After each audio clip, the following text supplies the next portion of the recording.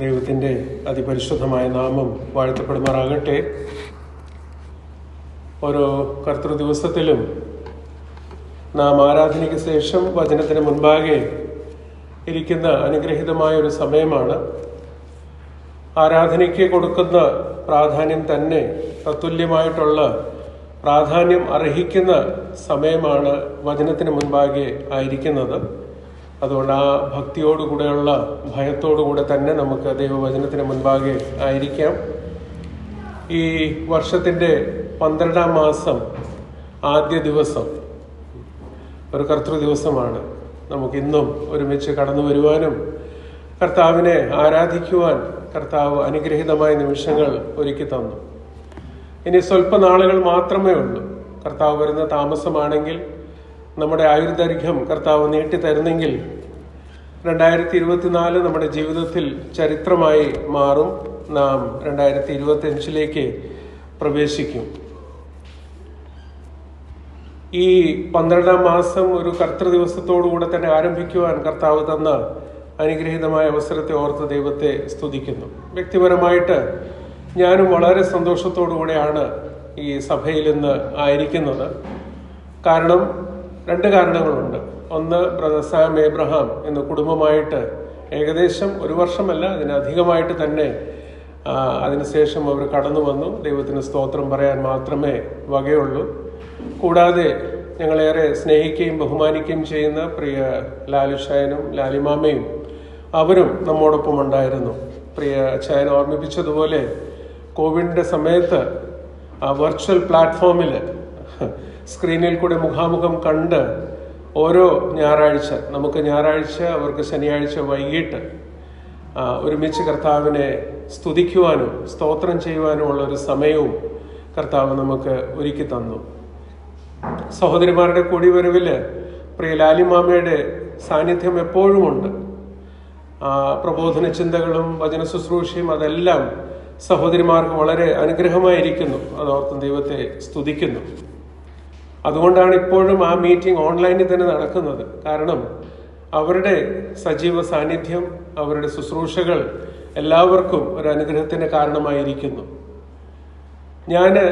എനിക്ക് തോന്നുന്നു ഞാനും പിന്നെ കുഞ്ഞുമോനങ്ങളും ആയിരിക്കും തോന്നുന്നു, ഞങ്ങൾ രണ്ടുപേരും പാസീവ്ലി സഹോദരിമാരുടെ മീറ്റിംഗ് ജോയിൻ ചെയ്യുന്നത്. വേറെ ആരെങ്കിലും ഉണ്ടോ എന്ന് എനിക്ക് അറിഞ്ഞുകൂടാ. ഞങ്ങൾ നിർബന്ധിതരാണ്, എന്നാലും ഞങ്ങൾ അതിന് പങ്കെടുക്കും. വാസ്തവം പറഞ്ഞാൽ വളരെ അനുഗ്രഹീതമായ നിമിഷങ്ങളാണ്. വളരെ സന്തോഷത്തോടുകൂടെ ഓർക്കുന്നു. കർത്താവ് ശുശ്രൂഷകളെ ധാരാളമായിട്ട് അനുഗ്രഹിക്കട്ടെ. സ്വല്പസമയത്തെ ചിന്തയ്ക്കായിട്ട് 2-3 ഭാഗങ്ങളാണ് ഞാൻ ധ്യാനിച്ച് കടന്നു വന്നിരിക്കുന്നത്. നമുക്ക് വളരെ പ്രാർത്ഥനയോടുകൂടെ തന്നെ ആയിരിക്കാം. ആമുഖമായിട്ട് ഒരു ഭാഗത്തു നിന്ന് 1-2 ചിന്തകൾ പങ്കുവയ്ക്കുവാനായിട്ട് ഞാൻ ആഗ്രഹിക്കുന്നു. അത് ശമൂവേലിൻ്റെ 1-ാം പുസ്തകം, അതിൻ്റെ 7-ാം അധ്യായം, അതിൻ്റെ 12-ാം വാക്യം. ശമൂവേലിൻ്റെ 1-ാം പുസ്തകം, അതിൻ്റെ 7-ാം അധ്യായം, 12-ാം വാക്യം. നമുക്ക് വളരെ സുപരിചിതമായ ഒരു വേദഭാഗമാണ് ആ വാക്യം. പ്രത്യേകിച്ചും 12-ാം വാക്യം വളരെ സുപരിചിത ആയിട്ടുള്ളൊരു വാക്യമാണ്. അവിടെ നമ്മൾ വായിക്കുന്നത്, പിന്നെ ശമൂവേൽ ഒരു കല്ല് എടുത്തു മിസ്പയ്ക്കും ഷേനിനും മധ്യേ നാട്ടി. ഇത്രത്തോളം യഹോവ നമ്മെ സഹായിച്ചു എന്ന് പറഞ്ഞ് അതിന് എബനേസർ എന്ന് പേരിട്ടു. ഇങ്ങനെ ഫെലിസ്ത്യർ ഒതുങ്ങി, പിന്നെ ഇസ്രായേൽ ദേശത്തേക്ക് വന്നതുമില്ല. ശമൂവേലിന്റെ കാലത്തൊക്കെയും യഹോവയുടെ കൈ ഫെലിസ്ത്യർക്ക് വിരോധം ആയിരുന്നു. എബനേസർ, ഇത്രത്തോളം യഹോവ നമ്മെ സഹായിച്ചു. വർഷാന്ത്യ സമയത്ത് നമുക്കും സാക്ഷ്യം പറയാനായിട്ട് ഇത് ഉതകട്ടെ. ഇത്രത്തോളം യഹോവ സഹായിച്ചു. എന്നാൽ എബനേസർ എന്ന് പറയുന്ന സ്ഥലത്ത് എപ്പോഴും ജയത്തിന്റെ ഒരു അനുഭവം ആയിരുന്നില്ല എന്നുള്ളത് ഈ പുസ്തകത്തിലെ തന്നെ 4-ാം അധ്യായം 1 മുതൽ 5-ാം അധ്യായം 1-ാം വാക്യം വരയ്ക്കും വായിക്കുമ്പോൾ നമുക്ക് വളരെ വ്യക്തമായിട്ട് മനസ്സിലാകും. ശമൂവേലിന്റെ 1-ാം പുസ്തകം 4-ാം അധ്യായം അതിൻ്റെ 1-ാം വാക്യം, അവിടെ നമ്മൾ വായിക്കുന്നത് ഇങ്ങനെയാണ്: ശമൂവേലിന്റെ വചനം എല്ലാ ഇസ്രായേലിനും വന്നിട്ട് ഇസ്രായേൽ ഫെലിസ്ത്യരുടെ നേരെ യുദ്ധത്തിന് പുറപ്പെട്ടു. എബനേസറിനരികെ പാളയമിറങ്ങി. ഫെലിസ്ത്യർ ആഫേക്കിലും പാളയമിറങ്ങി. 4-ാം അധ്യായത്തിൽ അവസാന വാക്യത്തേക്ക് വരിക. ദൈവത്തിന്റെ പെട്ടകം പിടിപെട്ടു പോകൊണ്ട് മഹത്വം ഇസ്രായേലിൽ നിന്ന് പോയിപ്പോയി എന്ന് അവൾ പറഞ്ഞു. 5-ാം അധ്യായത്തിൽ 1-ാം വാക്യം, ഫെലിസ്ത്യർ ദൈവത്തിന്റെ പെട്ടകം എടുത്ത് അതിനെ എബനേസറിൽ നിന്ന് അസ്തോദിലേക്ക് കൊണ്ടുപോയി. ആ സംഭവ വികാസങ്ങളെ കുറിച്ച് നമുക്ക് നല്ല അറിവുണ്ട്. അതുകൊണ്ട് ഞാൻ വിശദീകരിച്ച് പറയാനായിട്ട് ആഗ്രഹിക്കുന്നില്ല. ഞാൻ പറയാൻ ആഗ്രഹിച്ച വിഷയം ഇതാണ്. എബനേസർ ഇതിനു മുൻപ് നാം കാണുമ്പോൾ പരാജയത്തിന്റെ ഒരു സ്ഥാനമായിരുന്നു. യഹോവ ഇസ്രായേൽ മക്കളെ ത്യജിച്ച് കളഞ്ഞൊരവസ്ഥ, അത്രയും അധപതനം, ഞാൻ എപ്പോഴും ഉപയോഗിക്കുന്ന ഒരു പദമാണെന്ന്, മൂല്യച്യുതി, ആ വിധത്തിലുള്ള അധപതനം വന്നിരിക്കുന്ന ഒരു കാലഘട്ടത്തിന്റെ കൂടെ കടന്നു പോകുമ്പോൾ ഇസ്രായേൽ മക്കൾ ഫെലിസ്ത്യർക്കെതിരെ യുദ്ധത്തിന് വേണ്ടി ഒരുങ്ങുന്ന സമയത്ത് അവർ പറയുകയാണ്, പെട്ടകത്തെ കൊണ്ടുവരിക, നിയമപ്പെട്ടകത്തെ. യഹോവ അവരെ ത്യജിച്ച് കളഞ്ഞിരിക്കുന്നു. യഹോവയുടെ സാന്നിധ്യം അവരോട് കൂടെ ഇല്ല. എന്നാൽ അവരുടെ മനസ്സിനെ ഭരിക്കുന്ന വിഷയമെന്ന് പറയുന്നത്, നിയമപ്പെട്ടകം കൊണ്ടുവന്നാൽ ചിലപ്പോൾ ജയം ലഭിക്കുമെന്ന്. യഹോവയുടെ സാന്നിധ്യമില്ല, നിയമപ്പെട്ടകം കൊണ്ടുവന്നാൽ ജയം സാധിക്കും എന്ന ഒരു മിഥ്യാ ചിന്തയോടുകൂടി അവരായിരിക്കുന്നു. പരാജയം എത്ര ശോചനീയമായിരുന്നു. ഏലിയുടെ മരണം, ഏലിയുടെ മക്കളുടെ മരണം ഒന്ന് ചിന്തിച്ചു നോക്കുക. മരുമകൾ പ്രസവിച്ച സമയത്ത് അവിടെ പറയുകയാണ്, മഹത്വം പോയിപ്പോയി, ഇഖാബോദ് എന്ന് പറയുന്നൊരു ഉച്ചരിച്ച് ആ അധ്യായം അവസാനിക്കുന്നു. പിന്നീടാണ് നാം 7-ാം അധ്യായത്തിലേക്ക് നമ്മൾ വരുമ്പോൾ, ശമൂവേലിന്റെ പുസ്തകം 7-ാം അധ്യായത്തിലേക്ക് നമ്മൾ വരുമ്പോൾ അതിന്റെ 2-ാം വാക്യത്തിൽ നാം കാണുന്നത്, ഇസ്രായേൽ ഗൃഹമൊക്കെയും യഹോവയോട് വിലപിച്ചു. ഇസ്രായേൽ ഗൃഹമൊക്കെയും യഹോവയോട് വിലപിച്ചു. 6-ാം വാക്യത്തിലേക്ക് വരുമ്പോൾ അവിടെ നമ്മൾ വായിക്കുന്നത്, അവർ മിസ്പയിൽ ഒന്നിച്ചുകൂടി വെള്ളം കോരി യഹോവയുടെ സന്നിധിയിൽ ഒഴിച്ച് ആ ദിവസം ഉപവസിച്ചു. ഞങ്ങൾ യഹോവയോട് പാപം ചെയ്തിരിക്കുന്നുവെന്ന് അവിടെ വെച്ച് പറഞ്ഞു. പിന്നെ ശമൂവേൽ മിസ്പയിൽ വെച്ച് ഇസ്രായേൽ മക്കൾക്ക് ന്യായപാലനം ചെയ്തു. ഞാൻ ഈ 2 വാക്യങ്ങൾ, 2-ാം വാക്യവും 6-ാം വാക്യവും വായിച്ചത് അവിടെ ഒരു മടങ്ങി വരവിന്റെ ഒരുക്കം ഏതു വിധത്തിലാണ് നടക്കുന്നത് അതൊന്ന് സൂചിപ്പിക്കുവാൻ വേണ്ടിയാണ്. ഇസ്രായേൽ മക്കൾ വിലപിക്കുന്നു, ഇസ്രായേൽ മക്കൾ പാപം ഏറ്റുപറയുന്നു, ഇസ്രായേൽ മക്കൾക്ക് ഒരു സംശോധനം, ഒരു ഗുണീകരണം അവിടെ പ്രവാചകനിൽ കൂടെ ലഭ്യമാകുന്നു. അതിന്റെ ഫലമായിട്ടാണ് പിന്നീട് 9-ാം അധ്യായത്തിലേക്ക് വരുമ്പോൾ നമ്മൾ വായിക്കുന്നത്, അപ്പോൾ ശമൂവേൽ പാല് കുടിക്കുന്ന ഒരു ആട്ടിൻകുട്ടിയെ എടുത്ത് യഹോവയ്ക്ക് സർവാംഗ ഹോമം കഴിച്ചു. ശമൂവേൽ ഇസ്രായേലിന് വേണ്ടി യഹോവയോട് പ്രാർത്ഥിച്ചു. യഹോവ ഉത്തരം അരുളി. ദൈവത്തിന് സ്തോത്രം. A cry, A confession and A correction. ഇവിടെ നമ്മൾ എബനേസറിനെ കുറിച്ച് ഘോരഘോരമായിട്ട് സംസാരിക്കുന്നുണ്ട്. എന്നാൽ യഹോവയുടെ സാന്നിധ്യമില്ലാതെ കാണപ്പെട്ട നിയമപ്പെട്ടകം കൊണ്ടുവന്നാൽ ചിലപ്പോൾ വിജയം സാധ്യമാകുമെന്ന ചിന്തയോടുകൂടി യുദ്ധം ചെയ്തു. സംഭവിച്ചത് എന്താണ്? യഹോവയുടെ നിയമപ്പെട്ടകം അവരുടെ കരങ്ങളിൽ പെട്ടുപോയി. അവരതെടുത്തോണ്ട് അസ്തോദിലേക്ക് പോയി. അത്രയും ശോചനീയമായ ഒരവസ്ഥ. ഈ വർഷാന്ത്യ സമയത്ത് വ്യക്തിപരമായിട്ട് നമ്മുടെ ജീവിതങ്ങളെ നമ്മളൊന്ന് ശ്രദ്ധിച്ചു നോക്കുക. ഒരു ആരോഹണം, ഉയർച്ച ആത്മീകമായിട്ട് നമ്മുടെ ജീവിതത്തിലാണോ ഉള്ളത്? അതോ ആത്മീകമായിട്ടുള്ളൊരു അധപതനം നമ്മുടെ ജീവിതത്തിൽ വന്നിട്ടുണ്ടോ? വന്നിട്ടുണ്ടെങ്കിൽ അതിനുള്ള ഒറ്റൊരു പ്രതിവിധിയേ ഉള്ളൂ. ദൈവസന്നിധിയിൽ വിലപിക്കുക. Cry in the presence of the Lord. ദൈവസന്നിധിയിൽ കരഞ്ഞ് വിലപിച്ച് പ്രാർത്ഥിക്കുക. രണ്ടാമത്തേത് പാപങ്ങളെ ഏറ്റുപറയുക, കൺഫസ്. മൂന്നാമത്തേത് സംശോധനം. പ്രിയരാഴ്ചന് 2 തിമോഥെയോസ് 3:16-17 വായിച്ചല്ലോ. അവിടെ വായിച്ചപ്പോൾ പറഞ്ഞത് തിരുവെഴുത്ത് അത് പ്രയോജനമുള്ളത്, ഒന്ന് ഉപദേശത്തിനും, രണ്ടാമത്തേത് ശാസനത്തിനും, മൂന്നാമത്തേത് ഗുണീകരണത്തിനും, നാലാമത്തേത് നീതിയുടെ അഭ്യാസനത്തിനും. യഥാസ്ഥാനപ്പെട്ട് ദൈവസന്നിധിയിൽ വീണ്ടും നിരപ്പ് പ്രാപിച്ച് മുൻപോട്ട് പോകണമെങ്കിൽ ഒരു കറക്ഷൻ ആവശ്യമാണ്. അത് ചിലപ്പോൾ ഒരു സർജറി ആയിരിക്കാം. നമുക്കറിയാം, ദൈവവചനം അത് ഇരുവായ തല്ലുള്ള മൂർച്ചയുള്ള വാളാണ്. അത് ഡിറ്റൂറായിട്ട് അല്ലെങ്കിൽ ബ്രോക്കൺ ബോൺസിനെല്ലാം ശരിയാക്കുന്ന വിധത്തിൽ ഓർത്തോപെഡിക് സർജറി പോലെ തന്നെ ശരിയാക്കുന്ന വിഷയം A correction. Cry, confession, correction.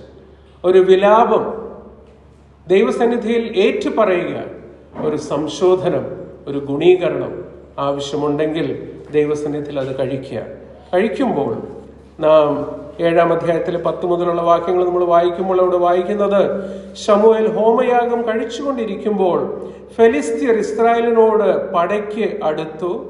എന്നാൽ യഹോവ അന്ന് ഫെലിസ്ത്യരുടെ മേൽ വലിയ ഇടിമുഴക്കി അവരെ പരിഭ്രമിപ്പിച്ചു.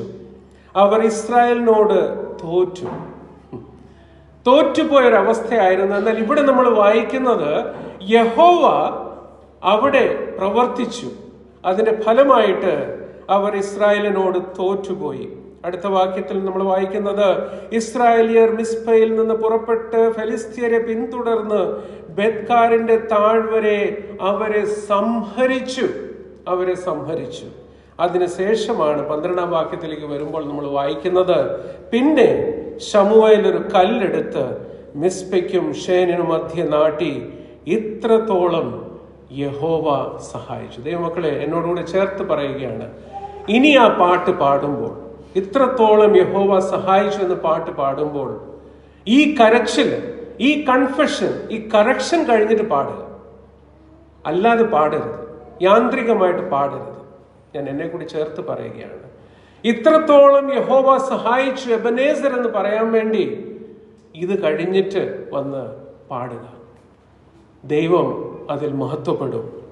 അതിനുശേഷമാണ് നമ്മൾ വായിക്കുന്നത്, ഇങ്ങനെ ഫെലിസ്ത്യർ ഒതുങ്ങി. വിജയകരമായിട്ട് മുൻപോട്ട് പോകുവാൻ ഇത് സഹായകമായിരിക്കും. ഞങ്ങൾ ഈ ദിവസങ്ങളിൽ 1 ദിനവൃത്താന്ത പുസ്തകമാണ് പഠിച്ചുകൊണ്ടിരിക്കുന്നത്. പല ആവർത്തി വ്യക്തിപരമായിട്ട് എന്നോട് ചോദിക്കുകയാണെങ്കിൽ ഞാൻ പറയാം, ഏകദേശം 42-43 പ്രാവശ്യം വേദപുസ്തകം മുഴുവനുമായിട്ട് വായിച്ചിട്ടുണ്ട്. എന്നാൽ ഈ നാളുകളിൽ വായിക്കുമ്പോഴാണ് 26-ാം അധ്യായത്തിൽ നിന്നും 28-ാം അധ്യായത്തിൽ നിന്നും ചില ചിന്തകൾ കർത്താവ് ഹൃദയത്തിൽ തന്നു. 26-ാം അധ്യായം ഇതെല്ലാം ആമുഖമായിട്ട് പറയുന്ന 1-2 കാര്യങ്ങളാണ്, എന്നാൽ വളരെ ഗൗരവമുള്ള കാര്യമാണ്. 26-ാം അധ്യായം അതിൻ്റെ 1 മുതൽ 19 വരയ്ക്കുള്ള വാക്യങ്ങൾ നമ്മൾ വായിക്കുമ്പോൾ അവിടെ വാതിൽ കാവൽക്കാരുടെ കുറിച്ചാണ് അവിടെ രേഖപ്പെടുത്തിയിരിക്കുന്നത്. ദ ഗേറ്റ് കീപ്പേഴ്സ്, വാതിൽ കാവൽക്കാരെന്ന് പറയുമ്പോൾ നമ്മുടെ മനസ്സിലേക്ക് പെട്ടെന്ന് കടന്നു വന്നൊരു വാക്യമാണ് സങ്കീർത്തനം 84-ന്റെ 10-ാം വാക്യം. അവിടെ ആസാഫിന്റെ കോരപുത്രന്മാര് അവിടെ പറയുകയാണ്, എന്താ പറയുന്നത്? വാതിൽ കാവൽക്കാരനായ മതി. ആ താല്പര്യത്തോടുകൂടെ ആണ് അവർ ആ വാക്യം ഉച്ചരിക്കുന്നത്. ഒരു സ്ഥല സഭയെ സംബന്ധിച്ച് വി നീഡ് വാതിൽ കാവൽക്കാർ. ഒന്ന് ചിന്തിക്കുക, 26-ാം അധ്യായത്തിലെ 19 വാക്യങ്ങൾ ഈ ലേവ്യരായ വാതിൽ കാവൽക്കാരെ കുറിച്ച് മാത്രമാണ് അവിടെ രേഖപ്പെടുത്തിയിരിക്കുന്നത്. ഇത് വായിച്ചപ്പോൾ ദൈവാത്മാവ് തന്ന ചിന്തയാണ്, ഗേറ്റ് കീപ്പേഴ്സ് അവരുടെ ജോലി എന്താണ്? അർഹതയില്ലാത്തവരെ ഉള്ളിലേക്ക് പ്രവേശിപ്പിക്കരുത്, അർഹത ഉള്ളവരെ പ്രവേശിക്കണം. അവരെ അനുവാദം നൽകി ഉള്ളിലേക്ക് പ്രവേശിപ്പിക്കണം. വളരുന്ന സഭകളിലേക്ക് നമ്മൾ കടന്നു ചെല്ലുമ്പോൾ അവിടെ സഭയുടെ കാവൽക്കാര് ആരാണ്? സഭയുടെ കാവൽക്കാര്. സഭയുടെ കാവൽക്കാരെന്ന് പറയുന്നത് മൂപ്പന്മാരും ശുശ്രൂഷകരുമാണ്. വളരുന്ന സഭകൾ എല്ലാ വിധത്തിലും ആത്മീകമായിട്ടും അംഗസംഖ്യയിലും വർദ്ധിച്ചു വരുന്ന സഭകളിലേക്ക് നമ്മൾ കടന്നു ചെല്ലുമ്പോൾ വാതിലിന്റെ അവിടെ നിൽക്കുന്നത് ഈ വാതിൽ കാവൽക്കാരാണ്. അവരാണ് വരുന്നവരെ സ്വീകരിച്ച് അകത്തേക്കാക്കുന്നത്. സഭയിലേക്ക് കടന്നു വരുന്ന ആദ്യ സമയങ്ങള് കുശലം സംസാരിക്കുന്ന സമയമല്ല. അത്യാവശ്യം ഉണ്ടെങ്കിൽ അല്പം പറയാം, അത് ശബ്ദം ഉയർത്തിയല്ല, വളരെ ശാന്തമായിട്ട്. കാരണം ദൈവിക ചിന്തയോടുകൂടി ദൈവത്തിന് അർപ്പിക്കുവാനായിട്ടുള്ള തിരുമുൾ കാഴ്ച അത് ഹൃദയത്തിൽ സംഗ്രഹിച്ചാണ് നാം കർത്തൃദിവസത്തിൽ സഭയിലേക്ക് കടന്നു വരുന്നത്. അത് മാത്രം നമ്മുടെ മനസ്സിനെ ഭരിച്ചുകൊണ്ടിരിക്കണം.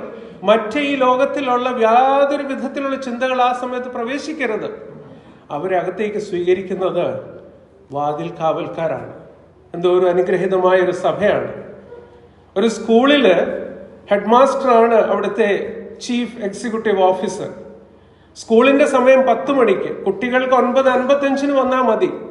എന്നാൽ ഹെഡ് മാസ്റ്റർ എപ്പോൾ വരണം? 10 മണിക്ക് വന്നാൽ മതിയോ? അല്ല, അദ്ദേഹത്തിന് 9:30 വരണം. 9:30 വരണം. അവിടെ വന്ന് സകല കാര്യങ്ങളെല്ലാം ഓർഡർലി ആണോ എന്ന് നോക്കണം. മറ്റു കാര്യങ്ങൾ ചെയ്യാനായിട്ട് എല്ലാ ആൾക്കാരും ഉണ്ട്. ബെല്ലടിക്കാൻ വേണ്ടി പ്യൂണുണ്ട്. ടീച്ചേഴ്സ് എല്ലാവരും വന്നിട്ടുണ്ടോ? ആ കാര്യത്തിലെല്ലാം നോക്കി അദ്ദേഹം നേരത്തെ തന്നെ അവിടെ ഉണ്ട്. ഞങ്ങളൊക്കെ പഠിക്കുന്ന സമയത്ത് വടിയും പിടിച്ചാണ് ഞങ്ങളുടെ ഹെഡ് മാസ്റ്റർ അവിടെ നിൽക്കുന്നത്. ഞങ്ങളൊക്കെ എത്തുന്നതിന് മുമ്പേ തന്നെ അവിടെ വെയിറ്റ് ചെയ്തുകൊണ്ടിരിക്കുകയാണ്. വാതിൽ കാവൽക്കാരൻ. രണ്ടാമത്തെ ഒരു വിഷയം കൂടി ഞങ്ങൾ ഇന്ന് രാവിലെ 28-ാം അധ്യായം വായിച്ചപ്പോൾ അവിടെ ശലോമോന് പ്രബോധിപ്പിച്ചുള്ളൊരു വാക്യം, ദാവീദിന്റെ വാക്കാണ്. അത് അടുത്ത തലമുറയെക്കുറിച്ച്, അതും വളരെ ഗൗരവത്തോടുകൂടി എടുക്കുന്ന ഒരു വിഷയമാണ്. 28-ാം അധ്യായം 9-ാം വാക്യം. ദൈവമക്കളെ, അതൊന്ന് അണ്ടർലൈൻ ചെയ്യുന്നത് നല്ലതാണ്. അവിടെ ദാവീദ് പറയുകയാണ്, നീയോ എൻ്റെ മകനെ ശലോമോനെ, നിന്റെ അപ്പന്റെ ദൈവത്തെ അറിയുകയും അവനെ പൂർണ്ണ ഹൃദയത്തോടും നല്ല മനസ്സോടും കൂടെ സേവിക്കുകയും ചെയ്യുക. യഹോവ സർവ്വഹൃദയങ്ങളെയും പരിശോധിക്കുകയും വിചാരങ്ങളും നിരൂപണങ്ങളും എല്ലാം ഗ്രഹിക്കുകയും ചെയ്യുന്നു.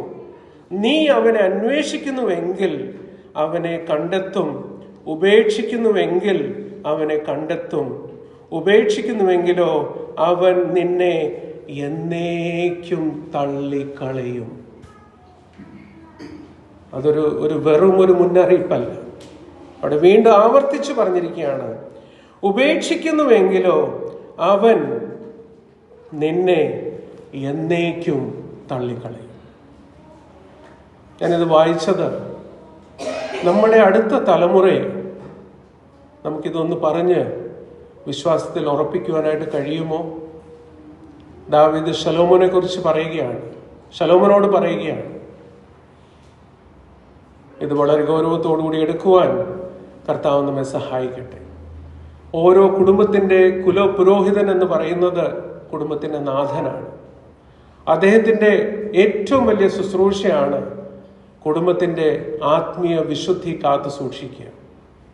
യോബിന്റെ പുസ്തകം 1-ാം അധ്യായത്തിൽ നാം കാണുന്നത്, അവരെ കുടുംബമായിട്ട് സകല കാര്യങ്ങൾ ഏർപ്പെട്ട് കഴിഞ്ഞ് അറിയാതെ ഏതെങ്കിലും വിധത്തിൽ ഒരു പാപം പ്രവേശിച്ച് കാണുമോ എന്ന് ഓർത്തുകൊണ്ട് തൻ്റെ കുടുംബത്തിന് വേണ്ടി യാഗം അർപ്പിക്കുന്ന യോബ്. എത്രയോ ഗൗരവകരമായുള്ള കാര്യമാണ്. അവിടെ വേറെ ഒരു എക്സ്ക്യൂസ് നമുക്ക് പറയാനായിട്ടില്ല. വിശ്വാസി കുടുംബം എന്ന് പറയുമ്പോൾ ആ ഉറപ്പും ആ ഗൗരവത്തോടുകൂടെ കർത്താവിൻ്റെ പാദം പിൻപറ്റിയായിരിക്കാൻ കർത്താവ് നമ്മെ ഏവരെയും സഹായിക്കട്ടെ. വർഷാന്ത്യ സമയത്ത് ഈ ചിന്തകൾ എൻ്റെ മനസ്സിലേക്ക് തന്നപ്പോൾ അത് പങ്കുവെക്കണം എന്ന് പ്രത്യേകമായിട്ട് ദൈവാത്മാവ് പ്രേരിപ്പിച്ചു. അതുകൊണ്ടൊന്ന് പങ്കുവെച്ചു എന്നേ ഉള്ളൂ. നാം ഈ നാളുകളിൽ ഉത്തരം ലഭിക്കാത്ത ചില പ്രാർത്ഥനകളെ കുറിച്ച് നാം ഒരുമിച്ച് ചിന്തിക്കുന്ന അവസരങ്ങളുണ്ടായിരുന്നു. ഭവന പ്രാർത്ഥനകളിലും അതുപോലെ തന്നെ കർത്തൃദിവസത്തിലുള്ള വചന ശുശ്രൂഷയിലും അതിനെക്കുറിച്ച് ഞാൻ പങ്കുവെച്ചിട്ടുണ്ട്. പ്രാരംഭമായിട്ട് നമ്മൾ ചിന്തിച്ചത് ദൈവമക്കൾ ഓർക്കുമെന്ന് വിശ്വസിക്കുന്നു. അത് ഒരു സെമിത്തേരിയിലെ ഒരു പ്രാർത്ഥനയായിരുന്നു. ഭൂതബാധിതനായ വ്യക്തി പ്രാർത്ഥിച്ചു. പിന്നീട് ഏലിയാവിന്റെ പ്രാർത്ഥന, മോശയുടെ പ്രാർത്ഥന, അതെല്ലാം കർത്താവ് ഉത്തരം നൽകിയില്ല എന്ന് നാം കാണുന്നു. എന്നാൽ അതിന് പിന്നിലുള്ള ദൈവോദ്ദേശവും അതിന് ആത്മീയ പാഠങ്ങൾ നമ്മൾ ചിന്തിച്ചു. കൂടാതെ ഒരു സ്വാർത്ഥതയോടുകൂടെയുള്ള ഒരു പ്രാർത്ഥനയെക്കുറിച്ചും നമ്മൾ ചിന്തിച്ചു. ഇസ്രായേൽ മക്കളുടെ പ്രാർത്ഥനയെക്കുറിച്ച് നാം ചിന്തിച്ചു. അവിടെ എല്ലാം നാം കണ്ടത് അവരുടെ വളരെ ജെനുവിനായിട്ടുള്ള ലോജിക്കലായിട്ടുള്ള പ്രാർത്ഥനകൾക്കൊന്നും കർത്താവ് മറുപടി നൽകിയില്ല. കാരണം അവർക്ക് വേണ്ടി ദൈവം മെച്ചമായത് ഒരുക്കിയില്ല. പ്രത്യേകിച്ചും അവസാനമായിട്ട് നമ്മൾ ചിന്തിച്ചത് ഏലിയാവിൻ്റെ പ്രാർത്ഥനയാണ്. ഏലിയാവ് ദൈവസന്നിധിയിൽ വന്ന് പ്രാർത്ഥിച്ചു. കർത്താവ് ഏലിയാവോട് പറഞ്ഞത് ഒന്നും പറഞ്ഞില്ല. ആവർത്തിച്ച് വീണ്ടും അങ്ങോട്ട് ചോദിച്ചു, എന്താണ്, what are you doing here? അവസാനമായിട്ട് ഏലിയാവിന് വേണ്ടി ഒരുക്കിയിരുന്ന അനുഗ്രഹീതമായ ഒരു സ്വർഗാരോഹണം, അതാണ് തൻ്റെ ജീവിതത്തിൽ പൂർത്തിയായത്. നമ്മുടെ ജീവിതത്തിലും പല പ്രാർത്ഥനാ വിഷയങ്ങളായിട്ട് നമ്മൾ കർത്താവിൻ്റെ അരികിലേക്ക് വരും. എന്നാൽ ആ വിഷയങ്ങൾക്ക് നമ്മൾ ഉദ്ദേശിക്കുന്ന വിധത്തിലുള്ള ഉത്തരം ലഭിക്കുകയില്ല. അതിന് കാരണം ദൈവം അതിന് മെച്ചമായ ഒരു ഉത്തരം, മെച്ചമായ ഒരു അനുഗ്രഹം നമുക്ക് വേണ്ടി ഒരുക്കിയിരിക്കുന്നു. ആ ചിന്തയോടുകൂടെ നമുക്ക് ഇന്നത്തെ സ്വല്പസമയം മാത്രമേ ഉള്ളൂ, അതിനുള്ളൊരു ചിന്ത മാത്രം പങ്കുവെച്ച് ഇരിക്കുവാനായിട്ടാണ് ഞാൻ ആഗ്രഹിക്കുന്നത്. അതിനുള്ള വാക്യശകലം നമ്മൾ കാണുന്നത് മത്തായി എഴുതിയ സുവിശേഷം അതിൻ്റെ 20-ാം അധ്യായം, അതിൻ്റെ 20 മുതൽ 28 വരയ്ക്കുമുള്ള വാക്യങ്ങൾ. മത്തായി എഴുതിയ സുവിശേഷം അതിൻ്റെ 20 മുതൽ 28 വരയ്ക്കുമുള്ള വാക്യങ്ങൾ. അതൊന്ന് മലയാളത്തിൽ ഒന്ന് വായിച്ച് സഹായിച്ചാലും. പുത്രന്മാരുടെ അമ്മ പുത്രന്മാരുമായി അവന്റെ അടുക്ക വന്ന് നമസ്കരിച്ച് അവനോട് ഒരു അപേക്ഷ കഴിച്ചു. നിനക്ക് എന്തു വേണം എന്ന് അവൻ അവളോട് ചോദിച്ചു. അവൾ അവനോട്, ഈ എന്റെ പുത്രന്മാർ ഇരുവരും നിന്റെ രാജ്യത്തിൽ ഒരുത്തൻ നിന്റെ വലത്തും ഒരുത്തൻ ഇടത്തും ഇരിക്കുവാൻ അരുളി ചെയ്യണമേ എന്ന് പറഞ്ഞു. അതിനുത്തരമായി യേശു, നിങ്ങൾ യാചിക്കുന്നത് ഇന്നതെന്ന് നിങ്ങൾ അറിയുന്നില്ല. ഞാൻ കുടിക്കുവാനിരിക്കുന്ന പാനപാത്രം കുടിക്കുവാൻ നിങ്ങൾക്ക് കഴിയുമോ എന്ന് ചോദിച്ചു. കഴിയും എന്ന് അവർ പറഞ്ഞു. അവൻ അവരോട്, എന്റെ പാനപാത്രം നിങ്ങൾ കുടിക്കും നിശ്ചയം. എങ്കിലും എന്റെ വലത്തും ഇടത്തും ഇരിക്കുവാൻ വരം നൽകുന്നത് എന്റേതല്ല, എന്റെ പിതാവ് ആർക്കൊരുക്കിയിരിക്കുന്നുവോ അവർക്ക് കിട്ടും എന്ന് പറഞ്ഞു. ശേഷം 10 പേര് അത് കേട്ടിട്ട് ആ 2 സഹോദരന്മാരോട് നീരസപ്പെട്ടു. യേശുവോ അവരെ അടുക്ക വിളിച്ചു. ജാതികളുടെ അധിപന്മാർ അവരിൽ കർത്തൃത്വം ചെയ്യുന്നു എന്നും മഹത്തുക്കൾ അവരുടെ മേൽ അധികാരം നടത്തുന്നു എന്നും നിങ്ങൾ അറിയുന്നു. നിങ്ങളിൽ അങ്ങനെയരുത്. നിങ്ങളിൽ മഹാനാകുവാൻ ഇച്ഛിക്കുന്നവനെല്ലാം നിങ്ങളുടെ ശുശ്രൂഷക്കാരനാകണം. നിങ്ങളിൽ ഒന്നാമനാകുവാൻ ഇച്ഛിക്കുന്നവനെല്ലാം നിങ്ങളുടെ ദാസനാകണം. മനുഷ്യപുത്രൻ ശുശ്രൂഷ ചെയ്യിക്കുവാനല്ല, ശുശ്രൂഷിക്കുവാനും അനേകർക്ക് വേണ്ടി തന്റെ ജീവനെ മറുപടിയായി കൊടുക്കുവാനും വന്നതുപോലെ തന്നെ എന്ന് പറഞ്ഞു. ദൈവത്തിന് സ്തോത്രം. വായിച്ച ഭാഗത്തിന്മേൽ കർത്താവ് തന്റെ അനുഗ്രഹം നൽകട്ടെ. വളരെ പ്രാർത്ഥനയോടുകൂടി ഇരിക്കാം. ഇതിൽ നിന്ന് 3 പാഠങ്ങൾ ഞാൻ പഠിച്ചത് അത് പങ്കുവെക്കുവാനായിട്ടാണ് ഞാൻ ആഗ്രഹിക്കുന്നത്. ഒന്ന്, the first one, prayer involves relationship, not rules.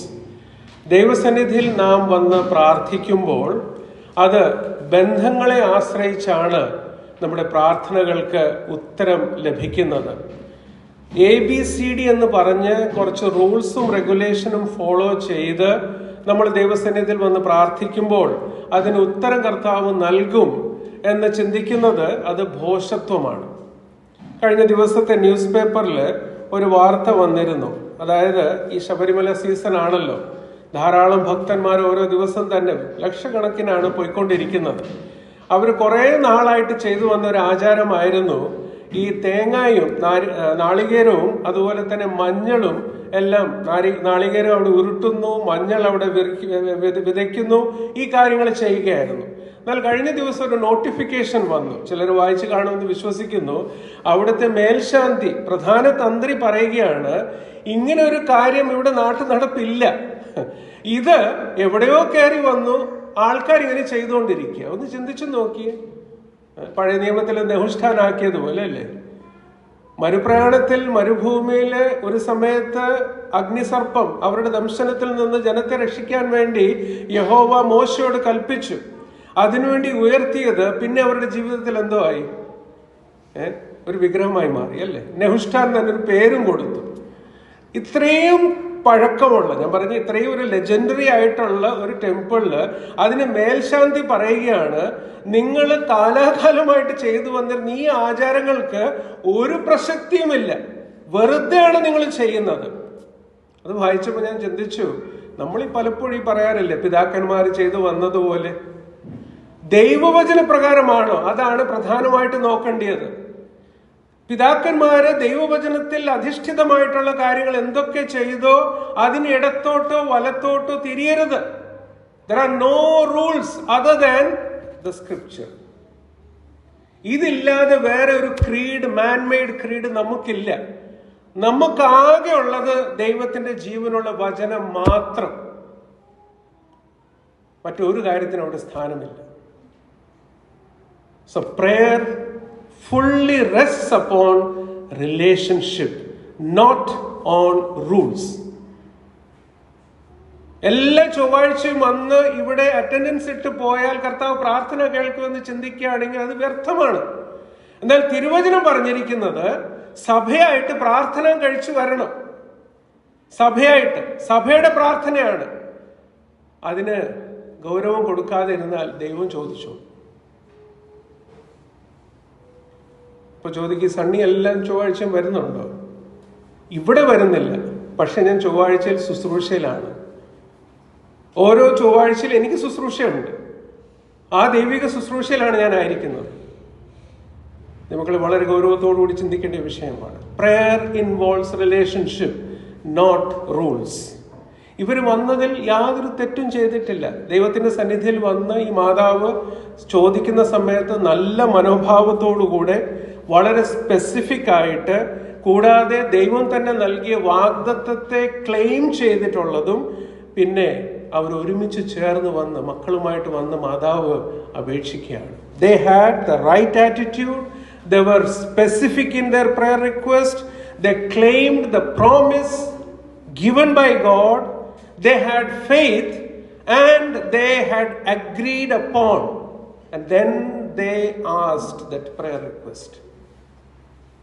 എന്നാൽ ദൈവവുമായിട്ടുള്ള ബന്ധത്തിൽ ഒരു മെക്കാനിക്കൽ റിലേഷൻഷിപ്പ് മാത്രമേ ഉണ്ടായിരുന്നുള്ളൂ. അതുകൊണ്ടാണ് ഞാൻ പറഞ്ഞത്, prayer involves relationship, not rules. ഞാൻ ആവർത്തിച്ച് പറയുന്നൊരു സ്റ്റേറ്റ്മെന്റ് ആണല്ലോ, our God is a God of relationship. ബന്ധങ്ങളുടെ ദൈവമാണ് നമ്മളുടെ ദൈവം. Our God is a seeking God. അന്വേഷിക്കുന്ന ഒരു ദൈവമാണ് നമ്മുടെ ദൈവം. എന്തൊക്കെയാണ് അന്വേഷിക്കുന്നത്? വീണ്ടും ഓർമ്മപ്പെടുത്തുവാൻ വേണ്ടി ഒന്ന് ആവർത്തിച്ചു പറയുന്നു. നശിച്ചു പോയതിനെ, കാണാതെ പോയതിനെ അവൻ അന്വേഷിക്കുകയാണ്.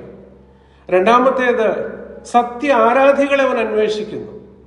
നമ്മുടെ മക്കളെ സ്കൂളിൽ അയക്കുന്ന സമയത്ത്, ഇന്ന് 7th ഡേ സ്കൂളില്, നാളെ മർത്തോമ സ്കൂളില്, മറ്റന്നാള് കത്തോലിക്കറ്റ് സ്കൂളില്, അങ്ങനെ നമ്മൾ അയക്കുമെങ്കിൽ ഒരു സ്കൂളിൽ അഡ്മിഷൻ എടുത്താൽ ആ സ്കൂളിൽ തന്നെ തുടർന്ന് പഠിക്കും. അവിടുത്തെ പഠിത്തം ശരിയല്ലെങ്കിൽ അടുത്ത അക്കാഡമിക് ഇയറിൽ എന്തോ പറയും, ഇത് വേണ്ട. സ്കൂളുകൾ മാറി മാറി ഓടിക്കഴിഞ്ഞാൽ ഒരു കാര്യവുമില്ല. റെക്കഗ്നൈസ്ഡ് ആയിട്ടുള്ള സ്കൂളില് മനസ്സ് വെച്ച് പഠിച്ച് വ്യക്തിപരമായിട്ട് പരീക്ഷ എഴുതിയാൽ മാത്രമേ പരീക്ഷയിൽ ജയിക്കത്തുള്ളൂ. The relationship with God. ഈ സഭയിൽ വന്ന് എത്ര നാൾ ഇരുന്നു പോയാലും കർത്താവായ യേശു ക്രിസ്തുവിനെ സ്വന്തം രക്ഷിതാവും കർത്താവുമായിട്ട് സ്വീകരിക്കാത്തൊരു വ്യക്തിക്ക് ഒരു മാറ്റവും സംഭവിക്കാനായിട്ട് പോകുന്നില്ല. Because prayer involves relationship. നമ്മുടെ കർത്താവ് നമ്മുടെ ജീവിതങ്ങളിൽ ഫലങ്ങൾ അന്വേഷിച്ചുകൊണ്ടിരിക്കുകയാണ്. അത് മാത്രമല്ല, വിശ്വസ്തരായിട്ട് ദാസന്മാരെയും അവൻ അന്വേഷിച്ചുകൊണ്ടിരിക്കുന്നു. He is seeking the ones who are lost.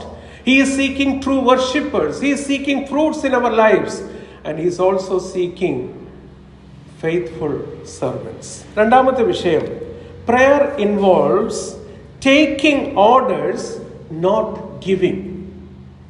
പ്രാർത്ഥനയുമായിട്ട് ദൈവസന്നിധിയിൽ വരുന്ന സമയത്ത് നാം ഓർഡർ കൊടുക്കുകയല്ല, പിന്നെയോ ഓർഡർ സ്വീകരിക്കുകയാണ്. ദൈവത്തിന്റെ അരികിലേക്ക് പ്രാർത്ഥനയുമായിട്ട് നമ്മൾ കടന്നു വരുന്ന സമയത്ത്, ദൈവമേ ഈ കാര്യങ്ങൾ എനിക്ക് വേണം, ഒരു ബാർട്ടർ സിസ്റ്റമിലുള്ള ഒരു പ്രാർത്ഥനയല്ല നാം കഴിക്കേണ്ടത്. ഉൽപ്പത്തി പുസ്തകത്തിൽ യാക്കോബ് പ്രാർത്ഥിക്കുന്നുണ്ട്.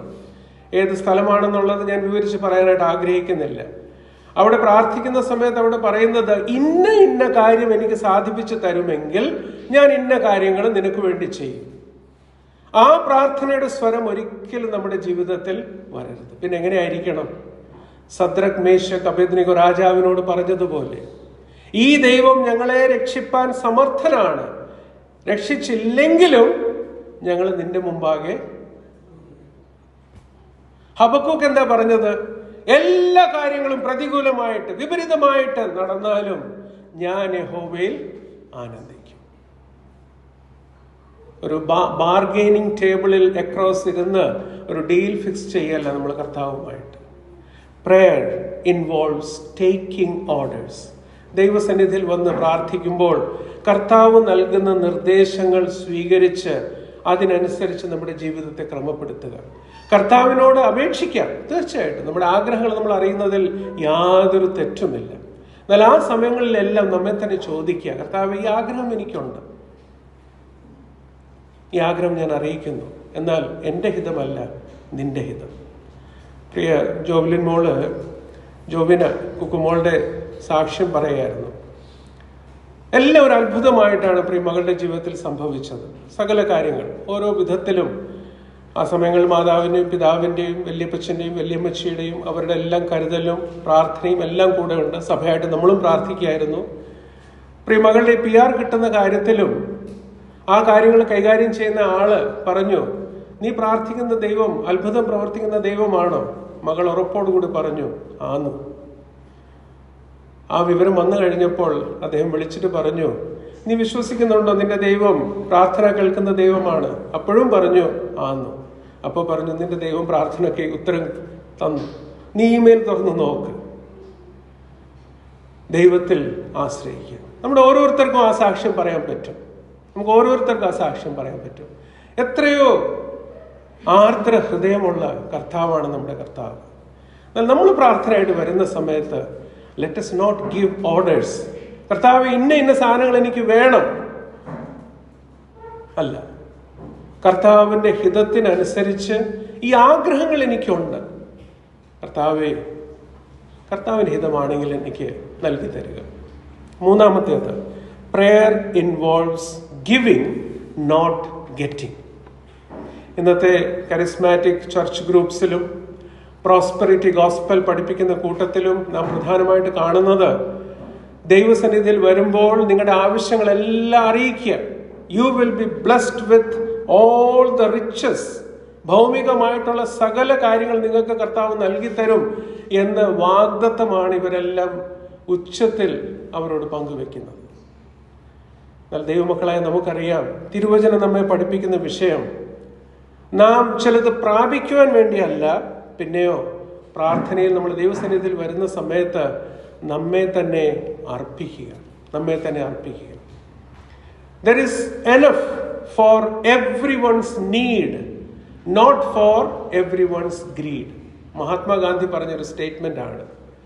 എല്ലാവരുടെയും ആവശ്യത്തിന് വേണ്ടി ഉള്ളത് ഉണ്ട്, എല്ലാവരുടെയും അത്യാഗ്രഹത്തിനുള്ളത് ഇല്ല. പഴയ നിയമത്തിൽ നാം കാണുന്നു, ഇസ്രായേൽ മക്കൾക്ക് കർത്താവ് സകലതും നൽകി കൊടുത്തു. എത്രയോ അനുഗ്രഹകരമായിട്ടാണ് മരുപ്രയാണത്തിൽ കർത്താവ് മുൻപോട്ട് നയിച്ചത്. തന്റെ ശിഷ്യന്മാർക്ക് പ്രാർത്ഥന പഠിപ്പിച്ചു കൊടുത്തപ്പോൾ അതിന്റെ ഒരു സ്റ്റേറ്റ്മെന്റ് നമ്മൾ വായിക്കുന്നത്, ഒരു പ്രാർത്ഥന പോയിന്റ് നമ്മൾ വായിക്കുന്നത്, give us this day our daily bread. ആ പ്രാർത്ഥനയോടുകൂടി ദൈവസന്നിധിയിൽ വരിക. Prayer involves giving not getting. നമ്മെ തന്നെ സമർപ്പിക്കുക, ദൈവസന്നിധിയിൽ നമ്മെ തന്നെ അർപ്പിക്കുക. കർത്താവ് തീർച്ചയായിട്ടും നമ്മുടെ പ്രാർത്ഥനയ്ക്ക് ഉത്തരമരണം. വളരെ സംക്ഷിപ്തമായിട്ടുള്ള കാര്യങ്ങൾ മാത്രമേ പങ്കുവെച്ചുള്ളൂ. എന്നാൽ ഈ 3 കാര്യങ്ങളൊന്ന് ഓർത്തിരിക്കുക. 1, prayer involves relationship not rules. Prayer involves taking orders not giving orders. Prayer involves giving not getting.